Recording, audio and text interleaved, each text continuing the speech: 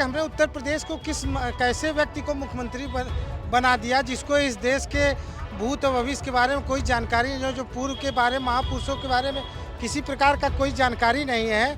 आज पूरा उत्तर प्रदेश शर्मसार हो गया है। सबसे बड़ी बात है योगी जी से संभल नहीं रहा है कुछ, क्योंकि अपरिपक्व लोगों को उन्होंने नेतृत्व में बिठा रखा है, कैबिनेट में भी बिठा रखा है। वास्तविकता यह है कि ये एक अधकचरा कैबिनेट है जो पूरी तरह सर्कस संचालित कर रही है, सरकार नहीं संचालित हो रही है। नोएडा में लाठियां चलवा रहे हैं, मुख्यमंत्री हेल्पलाइन के नाम से संचालित योजनाओं की बच्चियां महिलाओं को घसीट रहे थे, उस समय उनको महिला सम्मान नहीं याद आया।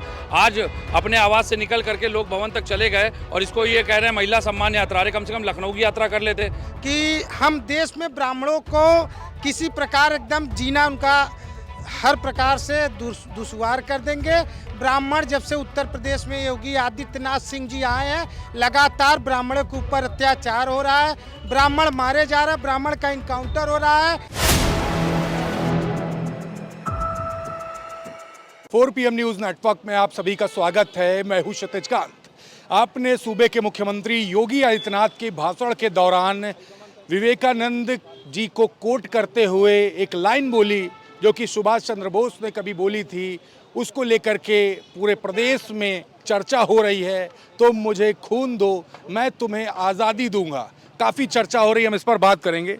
मुख्यमंत्री जी ने सुभाष चंद्र बोस जी का नाम ही बदल करके विवेकानंद जी को कोट कर दिया, तुम मुझे खून दो, मैं तुम्हें आज़ादी दूंगा। कैसे देख रहे हैं मुख्यमंत्री जी के इस भाषण को? देखिए, बहुत बहुत धन्यवाद। चूँकि आप जो विषय उठा रहे हैं वो विषय आज जन जन की चर्चा का विषय बना हुआ है।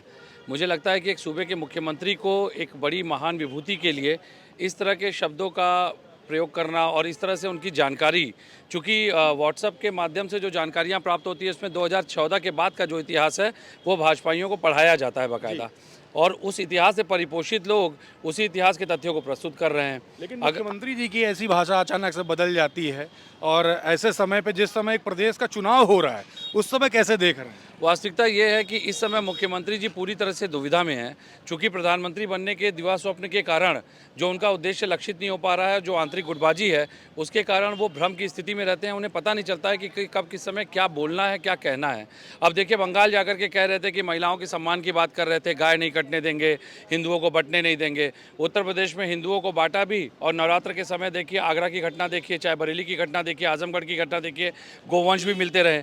सबसे बड़ी बात यह दुखद स्थिति है कि उत्तर प्रदेश के सूबे के मुख्यमंत्री चाहे धर्म की शाखा की बात करिए, चाहे धर्म के मुद्दे पे बोलिए, चाहे मुद्दों की बात करिए, चाहे जन सामायिक मुद्दों की बात करिए, हर मुद्दे पे वो ध्वस्त नजर आ रहे हैं। उनसे उत्तर प्रदेश वास्तव में संभल नहीं रहा है, ये सत्य है। और आंतरिक संगठन भी भाजपा का जानता है कि उत्तर प्रदेश की मटिया पलीत हो चुकी है। अब वो डैमेज कंट्रोल करने के लिए चाहे संगठन में फेरबदल करने की बात करें, अगर संगठन में भी बदलें तो बदलें किसको? जल शक्ति मंत्री जिसको बना करके 24 घंटे परछाई की तरह घूम रहे थे, देखिए ना, टंकियां फटी जा रही हैं, 2 कंपनियां टेंडर लेके भाग गई हैं, कहीं किसी का आता पता नहीं, मंत्री जी तो नादारद हो चुके हैं। सबसे बड़ी बात है योगी जी से संभल नहीं रहा है कुछ, क्योंकि अपरिपक्व लोगों को उन्होंने नेतृत्व में बिठा रखा है, कैबिनेट में भी बिठा रखा है। वास्तविकता यह है कि ये एक अधकचरा कैबिनेट है जो पूरी तरह सर्कस संचालित कर रही है, सरकार नहीं संचालित हो रही है। बिल्कुल सर, आप कैसे देख रहे हैं इस कोट को जो मुख्यमंत्री योगी आदित्यनाथ ने बंगाल चुनाव के दौरान बोला है? मुख्यमंत्री जी पूरी तरीके से डिस्टर्ब हो चुके हैं। डिस्टर्ब क्यों मान रहे? इतने बड़े प्रदेश को संभाल रहे, सबसे बड़ा प्रदेश है देश का। उनसे संभल कहाँ रहा प्रदेश भैया? उनसे संभली नहीं। अगर संभल रहा होता तो आज ये दिक्कत थोड़ी ना होती। हमारे आगे, समाज के आगे, सब पूरे क्षेत्र के आगे, पूरे उत्तर प्रदेश में आज इतनी बड़ी बड़ी घटनाएं हो रही हैं। कोई जिम्मेदार व्यक्ति है? कौन जिम्मेदारी लेगा? मुख्यमंत्री जी तो डिस्टर्ब हो चुके हैं, मेरा जो अपना मानना है। देखिए, ये कैबिनेट वास्तव में पूरे प्रदेश पे भार है। अगर आप वास्तविकता में देखेंगे तो ये पूरी कैबिनेट जो है उत्तर प्रदेश के मुख्यमंत्री की, ये भार है उत्तर प्रदेश के ऊपर, जहाँ न जिम्मेदारी तय होती है, ना समीक्षा होती है, ना इस्तीफे होते हैं, और ना ही जवाबदेही तय होती है। अब आप देखिए, बंगाल जाके महिलाओं को दे रहे हैं आश्वासन कि भाई उनकी सुरक्षा की जाएगी, और नोएडा में लाठियां चलवा रहे हैं। मुख्यमंत्री हेल्पलाइन के नाम से संचालित योजनाओं की बच्चियां महिलाओं को घसीट रहे थे, उस समय उनको महिला सम्मान नहीं याद आया। आज अपने आवास से निकल करके लोक भवन तक चले गए और इसको ये कह रहे हैं महिला सम्मान यात्रा। अरे कम से कम लखनऊ की यात्रा कर लेते, जो रिंग रोड बना है उतना ही घूम लेते। और मेन बात है कि इनके सामने महिला सम्मान और केवल एक मनोरंजक विषय है। जब 2023 में बिल पास हो चुका है, सर्वसम्मति से जो कानून बन चुका है, उसको आज तक न लागू करने की अपनी अक्षम्यता को, अपरिपक्वता को ये महिला सम्मान की आड़ में, परिसीमन बिल के आड़ में छिपाने का प्रयास कर रहे थे, और आज ये इस यात्रा की आड़ में छुपते नजर आए। तो वास्तविकता यह है कि योगी आदित्यनाथ जी को पहले तय करना होगा कि उन्हें वास्तव में मुद्दों पे बात करनी है या मुद्दों की आड़ में छुपना है, क्योंकि ये अधकचरा कैबिनेट लेकर के जो वो टहल रहे हैं इसने पूरे प्रदेश को दुर्गति में बदल दिया है।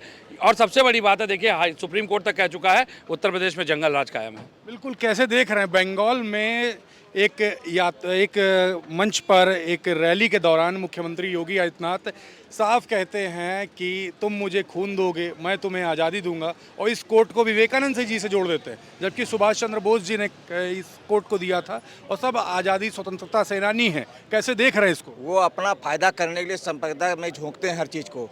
यूपी छोड़कर बंगाल गए हैं, मगर बंगाल में 0/0 ही होंगे। ममता जी सरकार बनाने जा रही हैं, इसमें कोई दो राय नहीं है। मुख्यमंत्री जी को कैसे देख रहे हैं इस समय यूपी के दशा और दिशा और बंगाल में जाकर के सबसे बड़े प्रदेश के मुखिया जाकर रिप्रेजेंट कर रहे हैं, कैसे देख रहे हैं? यूपी में विनाश कर दिया, बंगाल में विनाश करने गए हैं। आप कैसे देख रहे हो? ये हम तो इस नज़र से देख रहे हैं कि हमें लग रहा है योगी आदित्यनाथ जी को जो है इन्हीं के पार्टी के नेता ही इन्हें पसंद नहीं कर रहे हैं। जो आला कमान है, हाई कमान, वो जो है अब इनको पसंद नहीं कर रहा है। इनके अंदर ही कटाच बने हुए हैं। मुख्यमंत्री योगी आदित्यनाथ बंगाल में है, सबसे बड़े प्रदेश के मुखिया बंगाल में हैं। वहाँ पर कहते तुम मुझे खून दो मैं तुम्हें आज़ादी दूंगा। इस कोर्ट को विवेकानंद जी से जोड़ देते हैं, जो हर जगह का नाम बदलते हैं। वो सुभाष चंद्र जी का नाम तक याद नहीं है उनको। इस तरीके की बातें सोशल मीडिया पर लोग लिख रहे हैं। आप कैसे देख रहे हैं? हाँ, ये उत्तर प्रदेश बहुत गौरवशाली प्रदेश है। यहाँ मुख्यमंत्री डॉक्टर संपूर्णानंद रहे, पंडित गोविंद वल्लभ पंत रहे। ये बहुत मर्यादा आचार्य नरेंद्र देव लोहिया की कर्मभूमि है ये। किस तरीके का मुख्यमंत्री उत्तर प्रदेश का बयान गैर ऐतिहासिक, गैर विवेकशील दे, ये समाज के लिए, राष्ट्र के लिए, प्रदेश के लिए बहुत दुर्भाग्यपूर्ण है। मुख्यमंत्री योगी आदित्यनाथ अभी बंगाल दौरे पर हैं और बंगाल में रैली के दौरान ये कहते तुम मुझे खून दो मैं तुम्हें आज़ादी दूंगा, ये विवेकानंद जी ने कहा है। जबकि सुभाष चंद्र बोस ने, स्वतंत्रता सेनानी ने के द्वारा कहा गया है। तमाम सवाल इसको लेकर खड़े हो रहे हैं। आप लोग कैसे देख रहे हैं इस बयान को? एक मन से दिया गया सबसे बड़े प्रदेश के मुखिया द्वारा। देखिए, ये बहुत आज उत्तर प्रदेश का हर वो नागरिक अपने आप को अपमानित महसूस कर रहा है, अपने आप को बहुत वो मतलब घृणित महसूस कर रहा है कि हमने उत्तर प्रदेश को कैसे व्यक्ति को मुख्यमंत्री बना दिया, जिसको इस देश के भूत और भविष्य के बारे में कोई जानकारी नहीं, जो पूर्व के बारे में, महापुरुषों के बारे में किसी प्रकार का कोई जानकारी नहीं है। आज उत्तर प्रदेश, पूरा उत्तर प्रदेश शर्मसार हो गया है। यह देश और ये प्रदेश हमेशा योग्य पढ़ा लिखा कोई चुनना चाहिए। आज जितने लोग भारतीय जनता पार्टी को वोट दिए हैं, सब लोग अपने आप को अपमानित महसूस कर रहे हैं कि हमने किस अनपढ़ और किस जाहिल सरकार को हमने बना दिया। कौन इस प्रदेश का मुख्यमंत्री बन गया, ये उत्तर प्रदेश के लिए बहुत शर्मसार का विषय है। साथ ही साथ तो वहाँ पर ये भी लोग लिख रहे हैं, चाहे उत्तर प्रदेश हो चाहे बंगाल हो, वहाँ ब्राह्मणों का बड़ा अपमान हो रहा है। कैसे देख रहे हैं? देखिए, ब्राह्मणों का अपमान का मतलब आप जान लीजिए पूरे प्रदेश नहीं, पूरे देश में ब्राह्मणों का अपमान है। भारतीय जनता पार्टी जब से आई है, संकल्प लेकर आई है कि हम देश में ब्राह्मणों को किसी प्रकार एकदम जीना उनका हर प्रकार से दुश्वार कर देंगे। ब्राह्मण जब से उत्तर प्रदेश में योगी आदित्यनाथ सिंह जी आए हैं, लगातार ब्राह्मणों के ऊपर अत्याचार हो रहा है, ब्राह्मण मारे जा रहे हैं, ब्राह्मण का इनकाउंटर हो रहा है। ब्राह्मण जब से भारतीय जनता पार्टी के 2 ब्राह्मण विधायक एक साथ नहीं रह सकते थे। अभी आप विगत दिनों आपने देखा था कि एक ब्राह्मण ने एक बैठक कर ली थी, तो योगी आदित्यनाथ जी का इतना प्रताड़ना हो गया कि पूरे भाजपा के ब्राह्मण विधायक डरे सहमे हैं।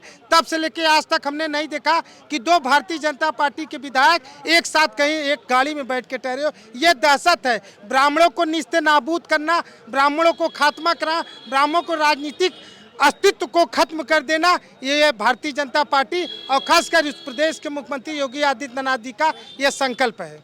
तो ये देख रहे हैं, ये नाराज़गी है। साथ ही साथ ये भी कह रहे हैं लोग कि सबसे बड़ा प्रदेश देश का उत्तर प्रदेश, इसके मुखिया योगी आदित्यनाथ बंगाल में होते हैं, एक रैली में पब्लिक को संबोधन कर रहे होते हैं और संबोधन के दौरान विवेकानंद जी और साथ ही साथ सुभाष चंद्र बोस जी में फ़र्क नहीं कर पाते हैं। तुम मुझे खून दो मैं तुम्हें आज़ादी दूंगा, ये स्वतंत्रता सेनानियों ने सुना है। स्वतंत्रता संग्राम के दौरान ये कोट किया गया था, ये दिया गया था और इसको ही सही ढंग से रिप्रेजेंट नहीं किया गया। इसको लेकर के ट्रोलिंग हो रही है सोशल मीडिया पर, तमाम लोग तमाम बातें लिख रहे हैं। हमने ग्राउंड पर लोगों से बात की, इस पर आपकी क्या राय है कमेंट बॉक्स में लिखें और जुड़े रहे 4 PM न्यूज़ नेटवर्क के साथ। मैं हूं क्षितिज कांत, कैमरा पर्सन शुभम के साथ 4 PM न्यूज़ नेटवर्क के लिए। धन्यवाद।